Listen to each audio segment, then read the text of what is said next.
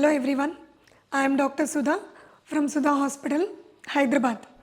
So ఈ AI artificial intelligence రాకతోటి పేషెంట్స్కి ఏ విధంగా ఇది ఉపయోగపడుతుందో తెలుసుకుందాం. సో ఇది ఫస్ట్ పాయింట్, అంటే పేషెంట్ రిజిస్ట్రేషన్ నుంచి ఎండ్ పాయింట్ మళ్ళీ వాళ్ళు రివ్యూకి వచ్చే వరకు కూడా ఎన్నో యూజెస్ ఉన్నాయండి. సపోజ్ రిజిస్ట్రేషన్ అనుకోండి, వాళ్ళ ఇంట్లోంచి చాట్ బోర్డ్ ద్వారా డాక్టర్ స్లాట్స్ తెలుసుకోవడం, బుక్ చేసుకోవడం, వాళ్ళ టైం వేస్ట్ కాకుండా ఆ పర్టికులర్ స్లాట్కి రావడం చేయొచ్చు. వచ్చిన తర్వాత వీళ్ళ హిస్టరీ అండ్ ఓల్డ్ రికార్డ్స్ ఇవన్నీ కూడా ఒకే చోట రికార్డ్ చేయొచ్చు.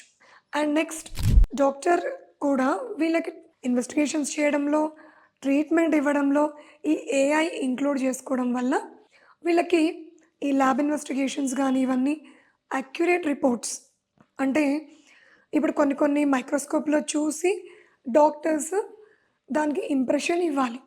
అయితే హ్యూమన్ ఐ కంటే కూడా ఈ ఏఐలోని ఐ రిజల్యూషన్ ఎక్కువ ఉంటుంది.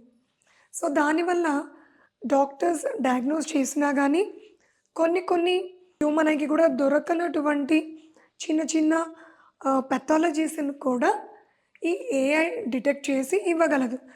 దాని ద్వారా పేషెంట్కి ఇంకా యాక్యురేట్గా డయాగ్నోస్ ఇవ్వడం జరుగుతుంది.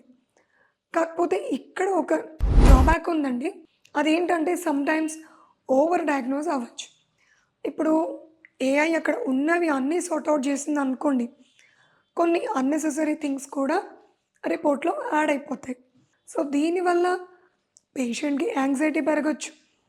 అవి అన్నెసరీ అని మన ఏఐకి తెలియదు, బట్ పేషెంట్ మాత్రం ఇవన్నీ కూడా వాళ్ళ మైండ్లోకి ఎక్కించుకొని అన్నెసరీగా వాళ్ళు డిస్టర్బ్ అయిపోతారు.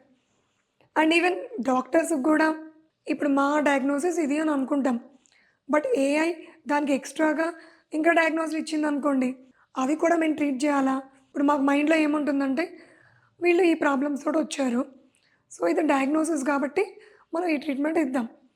బట్ ఈ మధ్యలో ఈ ఏఐ ఇంటర్ఫియర్ అయ్యి ఇంకో ఎక్స్ట్రా పాయింట్ యాడ్ చేసింది అనుకోండి, దానికి ట్రీట్మెంట్ ఇవ్వకపోతే పేషెంట్స్ తోటి ప్రాబ్లం.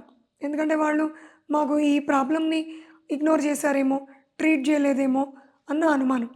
లేదు, దానికి కూడా ట్రీట్మెంట్ ఇవ్వడం మొదలు పెడితే అన్నెసెసరీ మైనర్ ఇష్యూస్కి కూడా మేము ఓవర్ ట్రీట్ చేసిన వాళ్ళం అవుతాం.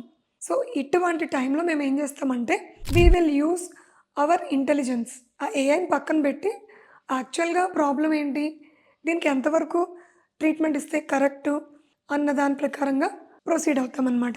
అండ్ తర్వాత ఆఫ్టర్ ఇన్వెస్టిగేషన్స్ వీళ్ళ రికార్డ్స్ మళ్ళీ ఒక చోట స్టోర్ అయి ఉండడం, వీళ్ళు రిపీట్ విజిట్కి వచ్చినా అవన్నీ లైనప్ అయి ఉండడం, అండ్ ఫాలో అప్స్ కూడా వీళ్ళు కరెక్ట్గా రిమైండర్స్ అవి రావడం, సో దట్ పేషెంట్స్ మిస్ అవ్వకుండా, ఇలా చెప్పుకుంటూ పోతే ఎన్నో ఉన్నాయండి యూజెస్.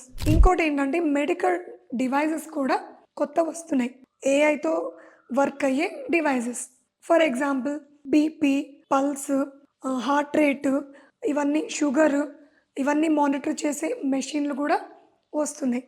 కానీ ఇవి అంత ఈజీగా మార్కెట్లోకి రావండి, ఎందుకంటే ఇవి ముందు ప్రిపేర్ చేయడం, తర్వాత ఇవి మళ్ళీ గవర్నమెంట్ దగ్గర పర్మిషన్స్ రావడం, సో దట్ ఇవి యాక్యురేట్గా చూపిస్తున్నాయి రీడింగ్స్, ఇవి పేషెంట్స్కి యూస్ఫుల్ అని అథారిటీస్ వీటికి లైసెన్స్లు ఇవ్వడం, ఇవన్నీ అయిన తర్వాత మాత్రమే కొత్త మెడికల్ డివైస్లు మార్కెట్లోకి వస్తాయి.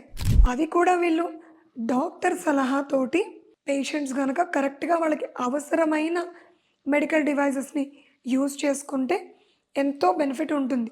అంతేగాని మార్కెట్లో ఉన్నవని తెలుసుకుని ఆ డివైజులు మనకి ఉపయోగకరమైనవని మనం అనేసుకుని మనంతట మనం కొనుక్కు తెచ్చుకుని వాటిలో ఏవో అబ్నార్మల్ వాల్యూస్ కనబడగానే పానిక్ అయిపోయి టెన్షన్ పడిపోయి చుట్టూ ఉన్న వాళ్ళని కంగారు పెట్టేసి ఇంత సీన్ తెచ్చుకుంటే మాత్రం మిమ్మల్ని ఏఐ కాదు, డాక్టర్ కాదు, భగవంతుడు కూడా ఎవరిని హెల్ప్ చేయలేడు. Thank you.